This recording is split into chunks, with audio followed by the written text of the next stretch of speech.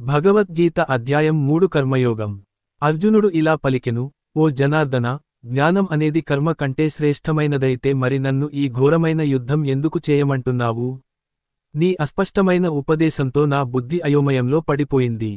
దేనివలన అయితే నాకు అత్యుత్తమ శ్రేయస్సు కలుగుతుందో దయచేసి ఆ ఒక్క మార్గాన్ని నిశ్చయాత్మకంగా ఉపదేశించుము. భగవంతుడు ఈ విధంగా పలికెను, ఓ పాపరహితుడా, భగవత్ ప్రాప్తికి, జ్ఞానోదయము ఉన్న 2 మార్గములు ఇంతకు పూర్వమే నాచే చెప్పబడినవి. ధ్యాన నిష్ఠయందు ఆసక్తి కలవారికి జ్ఞాన మార్గము, మరియు పనుల పట్ల ఆసక్తి కలవారికి కర్మ మార్గము. మనుష్యుడు కర్మలను ఆచరింపకుండా ఉండి కర్మబంధము, ప్రతిక్రియ ల నుండి విముక్తి పొందజాలడు. అలాగే కేవలం బాహ్య, భౌతిక సన్యాసము ద్వారా జ్ఞానసిద్ధిని పొందజాలడు. ఎవ్వరూ కూడా ఒక్క క్షణం కూడా కర్మను ఆచరించకుండా ఉండలేరు. నిజానికి అన్ని ప్రాణులు తమ ప్రకృతి జనితమైన స్వభావాలచే, గుణములు ప్రేరితమై కర్మలు చేయవలసియే ఉండును. బాహ్యమైన కర్మేంద్రియములను అదుపులో ఉంచిన, మనస్సులో మాత్రం ఇంద్రియ విషయముల పైనే చింతన చేస్తూ ఉండే వారు తమని తామే మోసం చేసుకునేవారు, అలాంటి వారు కపటులు అనబడుతారు. కాని, అర్జున, తమ జ్ఞానేంద్రియములను మనస్సుతో అదుపు చేసి, కర్మేంద్రియములతో మమకార ఆసక్తులు లేకుండా పనిచేసే కర్మయోగులు నిజంగా ఎంతో శ్రేష్ఠులు. కాబట్టి నీవు వేదముల అనుగుణంగా విధింపబడ్డ కర్తవ్యమును నిర్వర్తించాలి, ఎందుకంటే పనులు చేయటం అనేది క్రియారాహిత్యము కన్నా ఉత్తమమైనది. క్రియాకలాపములను విడిచిపెట్టడం వలన శరీర నిర్వహణ కూడా సాధ్యం కాదు. పనులని ఒక యజ్ఞంలాగా భగవత్ అర్పితంగా చేయాలి, లేదా ఆ పనులు మనలను ఈ జగత్తులో కర్మబంధములలో కట్టివేస్తాయి. కాబట్టి, ఓ కుంతీపుత్రుడా, నీకు నిర్దేశింపబడిన విధులను, వాటి ఫలితములపై ఆసక్తి లేకుండా, ఈశ్వర తృప్తి కోసం నిర్వర్తించుము. సృష్టి ప్రారంభంలో బ్రహ్మదేవుడు మానవజాతిని వాటి విధులతో పాటుగా సృష్టించి ఇలా చెప్పాడు, ఈ యజ్ఞములను ఆచరించటం ద్వారా వర్ధిల్లండి. మీరు సాధించాలనుకున్న వాటన్నిటినీ అవే మీకు ప్రసాదిస్తాయి. మీ యజ్ఞముల చేత దేవతలు ప్రీతి చెందుతారు.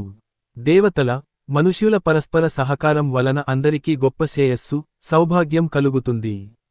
యజ్ఞములు చేయటం వలన తృప్తి చెందిన దేవతలు, జీవిత నిర్వహణకు అవసరమైన అన్నింటినీ ప్రసాదిస్తారు. తమకు ఇవ్వబడిన దానిని తిరిగి నివేదించకుండా తామే అనుభవించేవారు నిజానికి దొంగలే. యజ్ఞములో ముందుగా నివేదించగా మిగిలిన ఆహారమునే భుజించే ఆధ్యాత్మిక చింతనగల సత్పురుషులు సర్వ పాపముల నుండి విముక్తులవుతారు. తమ భోగమునకే అన్నం వండుకునే వారు పాపమునే భుజింతురు.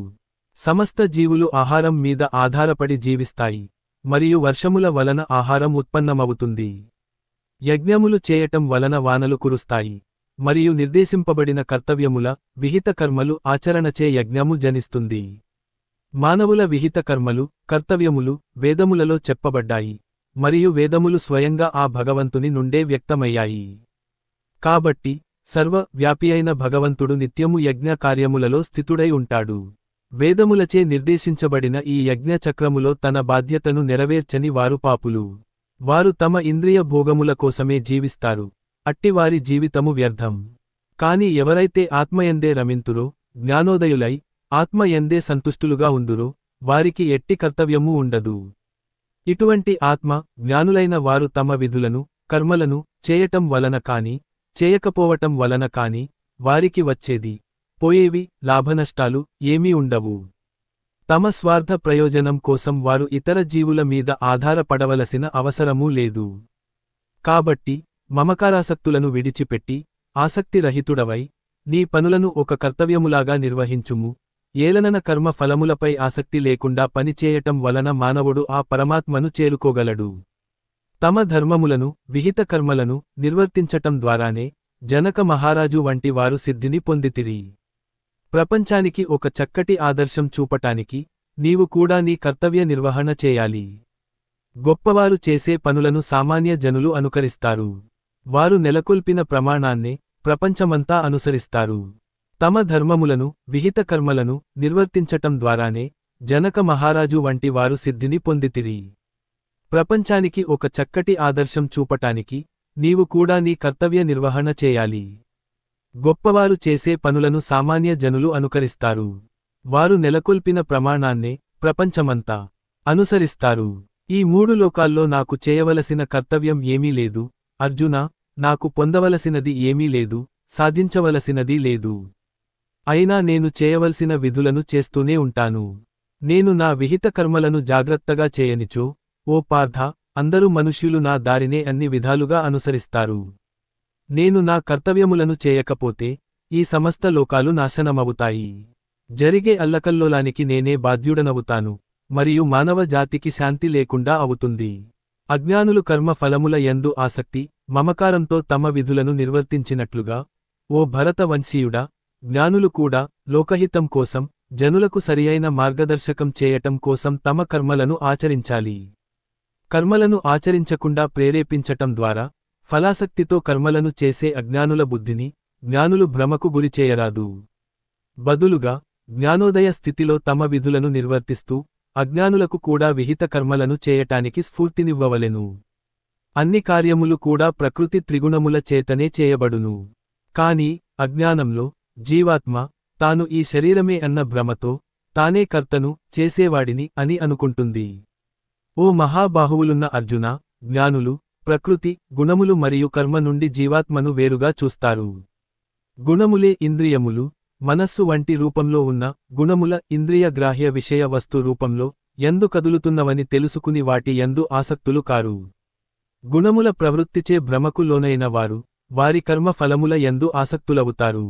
కాని ఈ సత్యములను అర్థం చేసుకున్న జ్ఞానులు ఇది తెలియని అజ్ఞానులను కలవరపరచరాదు. అన్ని కార్యములను నాకు అర్పితముగా చేసి పరమేశ్వరుడైన నాయందే నిరంతరం నీ ధ్యాస ఉంచుము. ఆశ, స్వార్థ చింతన విడిచి మరియు మానసిక శోకము వీడినవాడివై యుద్ధం చేయుము. పూర్తి శ్రద్ధ, విశ్వాసంతో, అసూయ లేకుండా నా ఈ బోధనలను పాటించే వారు కర్మ బంధముల నుండి విముక్తులవుతారు. కాని జ్ఞానం లేక మరియు విచక్షణ లోపించి నా ఈ బోధనలో లోపాలను వెతికేవారు ఈ సిద్ధాంతములను నిర్లక్ష్యము చేసి తమ భ్రష్టత్వాన్ని తామే కోరి తెచ్చుకుంటారు. వివేకవంతులు కూడా తమ ప్రకృతి స్వభావం అనుసరించి పనులు చేస్తారు. అన్ని ప్రాణులు తమ తమ సహజ ప్రవృత్తికి అనుగుణంగా నడుచుకుంటాయి. దీనిని నిగ్రహించటం వల్ల ఏమి ప్రయోజనం? ఇంద్రియములు సహజంగానే ఇంద్రియ వస్తు విషయములపై రాగద్వేషములు కలిగి ఉంటాయి, కాని వాటికి వశము కాకూడదు, ఎందుకంటే ఇవే మనకు ప్రతిబంధకములు మరియు శత్రువులు.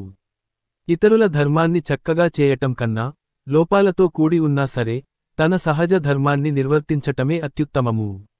నిజానికి స్వధర్మాన్ని నిర్వర్తించటంలో మరణించినా మంచిదే, కాని ఇతరుల మార్గం, ఇతర ధర్మాన్ని చేయటం, అనుసరించటం ప్రమాదకరమైనది. అర్జునుడు ఇలా అడిగాడు, ఓ వృష్ణి వంశీయుడా, శ్రీకృష్ణ ఎందుకు ఒక వ్యక్తి అయిష్టంగానైనా బలవంతంగా ఏదో శక్తి చేపించినట్టు పాపపు పనులు చేయటానికి ప్రేరేపింపబడును? సర్వోన్నత భగవంతుడు ఇలా పలికెను, రజోగుణము నుండి ఉత్పన్నమయ్యే కామమే, కోరికలు, వాంఛలు తదుపరి క్రోధముగా పరిణామం చెందుతుంది. దీనిని లోకంలో సర్వనాశనం చేసే పాపిష్టి దాన్నిగా తెలుసుకొనుము. నిప్పు పొగచే కప్పబడినట్టుగా, అద్దం దుమ్ముచే మసకబారినట్టుగా, గర్భాయసముచే భ్రూణ శిశువు ఆచ్ఛాదింపబడ్డట్టుగా ఒక వ్యక్తి యొక్క జ్ఞానము, కామము, కోరిక చే కప్పివేయబడుతుంది. అత్యంత వివేకవంతుల జ్ఞానం కూడా ఎప్పటికీ తృప్తిపరుపరాని కోరికల రూపంలో ఉన్న శత్రువుచే కప్పివేయబడుతుంది. ఇది ఎన్నటికీ తీరదు మరియు అగ్నివలె మండుతూనే ఉంటుంది. ఓ కుంతీపుత్రుడా, ఇంద్రియములు, మనస్సు, బుద్ధి ఇవి కోరికల మూల స్థానం అని చెప్పబడును. వాటి ద్వారా అది వ్యక్తి జ్ఞానాన్ని మరుగుపరుస్తుంది మరియు జీవాత్మని భ్రమకి గురి చేస్తుంది. కాబట్టి ఓ భరతశ్రేష్ఠుడా, మొదట్లోనే ఇంద్రియములను నియంత్రణలోనికి తెచ్చి జ్ఞాన విజ్ఞానములను నశింపచేసే ఈ పరమ పాపిష్టి కామము, కోరికలు అనే శత్రువును నిర్మూలించుము.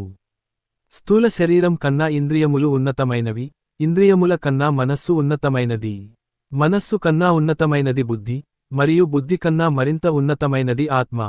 ఈ విధంగా జీవాత్మ అనేది భౌతికమైన బుద్ధి కన్నా ఉన్నతమైనది అని తెలుసుకుని, ఓ మహాబాహువులు కలవాడా, నీ నిమ్న అస్తిత్వాన్ని, ఇంద్రియమనోబుద్ధులను నీ ఉన్నత అస్తిత్వంచే ఆత్మశక్తి ద్వారా వశపరుచుకొనుము మరియు కామమనే బలీయమైన శత్రువును సంహరింపుము. ఇదే భగవద్గీతలోని అధ్యాయం 3 కర్మయోగం.